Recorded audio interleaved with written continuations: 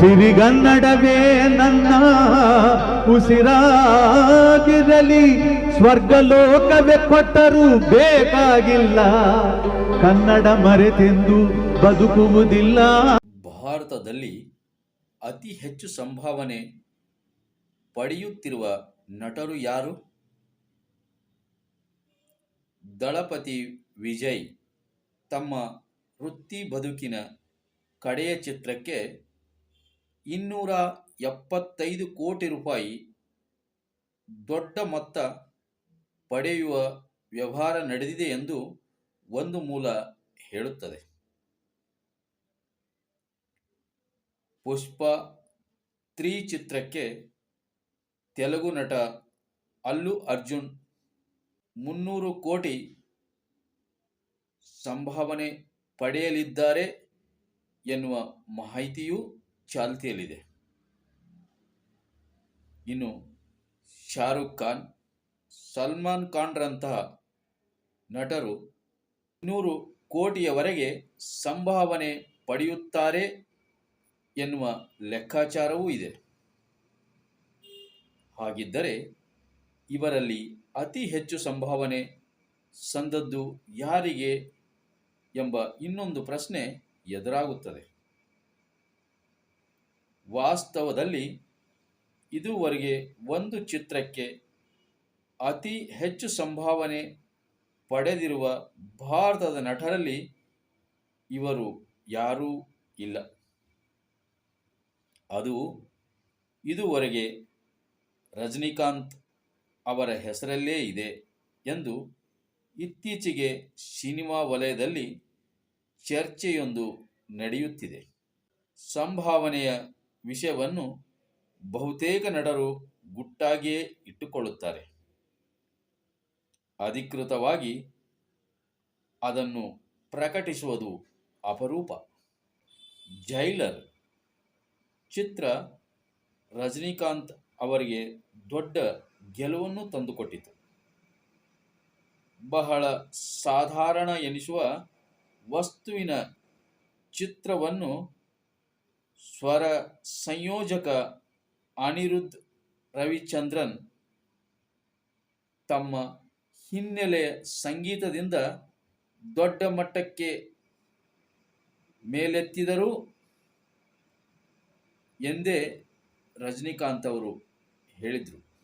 600 ಕೋಟಿ ಗಳಿಸಿದ ಆ ಚಿತ್ರವು ನಿರ್ಮಾಪಕ ಕಲಾನಿಧಿ ಮಾರನ್ ಅವರಿಗೆ ಅನಿರೀಕ್ಷಿತ ಯಶಸ್ಸು ನೀಡಿತ್ತು.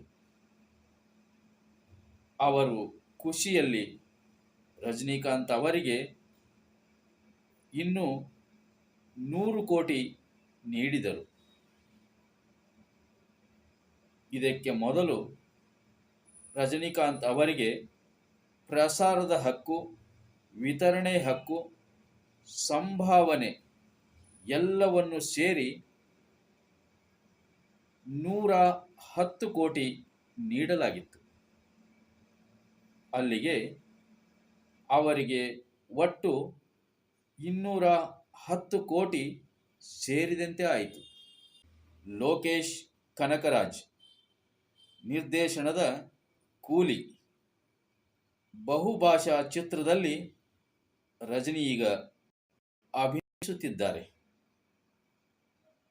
ಈ ಚಿತ್ರವು ಗೆಲುವು ಕಂಡಲ್ಲಿ ಏನಿಲ್ಲವೆಂದರೂ 300 ಕೋಟಿ ಸಂಭಾವನೆ ರಜನಿಯವರಿಗೆ ಸಲ್ಲಲಿದೆ ಎಂಬ ನಿರೀಕ್ಷೆ ಇದೆ. 1990ರ ದಶಕದಲ್ಲಿ ಹಾಗೂ 2000ರ ದಶಕದಲ್ಲಿ ಹಲವು ಬಾರಿ ರಜನಿಕಾಂತ್ ಅವರ ಚಿತ್ರಗಳು ಸೋತಿದ್ದವು. ಎಂದಿರನ್ ಹಾಗೂ ಚಂದ್ರಮುಖಿ ಚಿತ್ರಗಳ ಬಾಕ್ಸ್ ಆಫೀಸ್ ಗಳಿಕೆ ಅವರ ವೃತ್ತಿ ಬದುಕಿಗೆ ಆಮ್ಲಜನಕ ಮರುಪೂರಣ ಮಾಡಿದ್ದವು. ಜೈಲರ್ ಮತ್ತೆ ಅವರನ್ನು ಸೂಪರ್ ಸ್ಟಾರ್ ಪಟ್ಟಕ್ಕೆ ತಂದುಕೂಡಿಸಿತು. ಈಗ ರಜನಿಕಾಂತ್ ಅವರಿಗೆ 74 ವಯಸ್ಸು. ಆದರೂ ಅವರ ಲವಲವಿಕೆ ಮತ್ತು ಅಭಿನಯ ಚತುರತೆ ಈ 74 ವರ್ಷಗಳ ಅನುಭವ ಅವರನ್ನು ಇನ್ನಷ್ಟು ಉತ್ತುಂಗಕ್ಕೆ ಏರಿಸುತ್ತಿದೆ ಅನ್ನುವ ಭಾವನೆ ಜನಸಾಮಾನ್ಯರಲ್ಲಿ ಮೂಡುತ್ತಿದೆ. ರಜನಿ ಸೂಪರ್ ಸ್ಟಾರ್ ಎಂದಿದ್ದರೂ ರಜನಿಕಾಂತರೇ ಅವರಿಗೆ ಸರಿಸಮನಾಗಿ ನಿಲ್ಲುವರು ಇನ್ನೊಬ್ಬರಿಲ್ಲ ಅನ್ನುವ ಮಾತುಗಳು ಪ್ರೇಕ್ಷಕರ ವಲಯದಲ್ಲಿ ಕೇಳಿಬರುತ್ತಿವೆ. ಸತ್ಯವಿದು ಕನ್ನಡ ನಾಡಲಿ ಹುಟ್ಟಲು ಪುಣ್ಯವು ಬೇಕು, ದೇವರ ದಯೆಯಿಂದಲಿ ಈ ಭಾಗ್ಯವು ದೊರೆತರೆ ಸಾಕು.